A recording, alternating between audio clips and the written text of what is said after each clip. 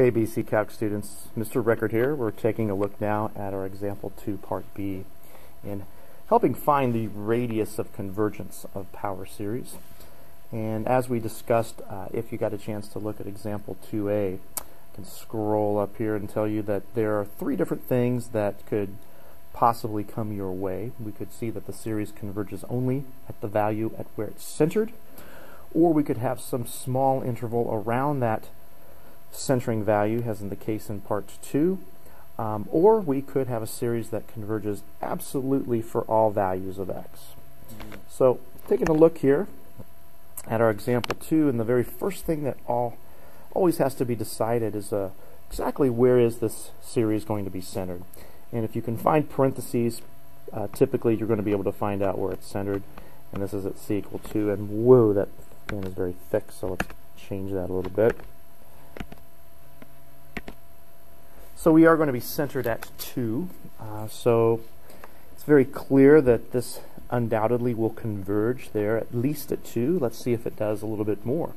So what we're concerned with now is not so much for the values of c or x that are 2, but we're concerned about for all of the other values. So really, what's going on when this x value is not equal to that 2? Well, what we're going to do is, as we do in all other cases, we'll perform our u substitution, and we will let u be this particular expression. And we could find a variety of tests that may work with this one. You typically can't go wrong with the ratio test. The ratio test is such a powerful particular test, especially for some of the more advanced kinds of problems. And it's probably likely that you might be looking at this particular problem and thinking, does this maybe resemble one of the other kinds of series that you had talked about in your calculus class? Well, we'll get to that here at the end of this problem.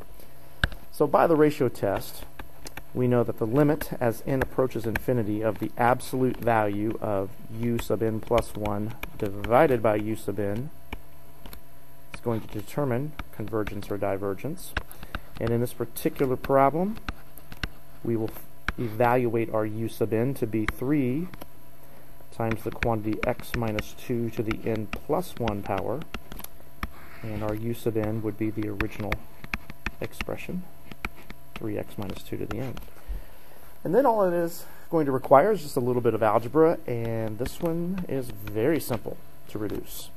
You'll notice that within the absolute values, you can cancel out your 3's, and you can use your laws of exponents that says whenever you have like bases and you are dividing, you would simply subtract the exponents. N plus 1 minus n is 1, so we have x minus 2 to the first, all within absolute values. That's very important.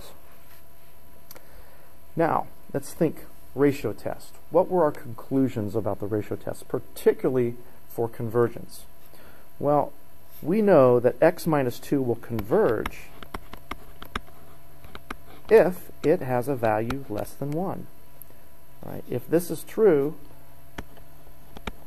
this will make the series converge. So all we need to do is solve this little inequality for x. And it's quite easy to do that.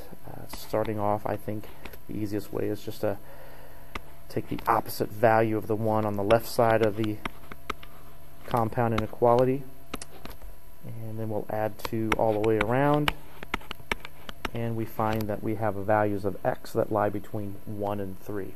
And that serves to be our interval of convergence. However, it is going to be important to discuss exactly what's happening at each endpoint, and that's really not the purpose of this particular video. Other videos will outline that. If we look back here at the directions of the problem, they only ask us to find the radius of convergence, and the radius is just simply the value at which you would add to x and subtract from x in order to get to your endpoints. And since x was centered, or our function here was centered at 2, we know then that our radius, capital R, would be 1 in this case. that is something completely different from the interval in convergence, and it's very important that you be sure to look at the directions. You can see some of my other videos later for information on the interval of convergence. Now, getting back to what I said just a moment ago before we wrap up, it's quite possible that many of you may have looked at this particular series and thought to yourselves, that does look a little familiar. It does look like one of our basic elementary types of series. And if you were thinking that geometric, you were right on base with that. And you could think back to exactly what the criteria were in order for a geometric series to converge, and you'll find out that it's going to yield the same results here, probably in half the time. But I can't emphasize enough that the usage of the ratio test on many of the more complex types of power series is going to be the way to go in order to determine their types of convergences. Hope this helps, and I'll see you next time.